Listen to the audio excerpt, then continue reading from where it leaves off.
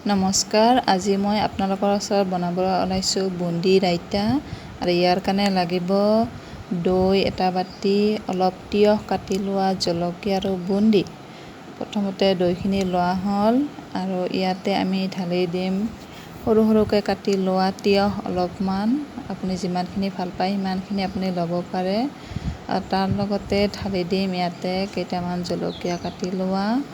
আৰু সেইখিনি ঢালি দিয়াৰ পিছত এতিয়া আমি ইয়াতে দিম অলপমান বুন্দি।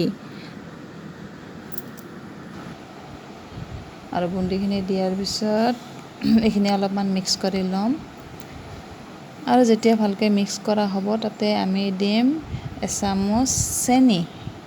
চেনিখিনি দিলে ইয়াৰ এটা ধুনীয়াকৈ টেষ্ট আহিছে, যিটো খুব ভাল লাগে খাই।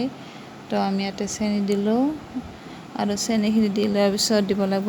তাৰপাছত ইয়াতে দিম আমি অলপমান নিমখ সোৱাদ অনুযায়ী, আৰু নিমখখিনি ভালদৰে মিক্স কৰি লোৱা হ'ল। এতিয়া আমি এইখিনি ভালদৰে মিক্স কৰি লওঁ।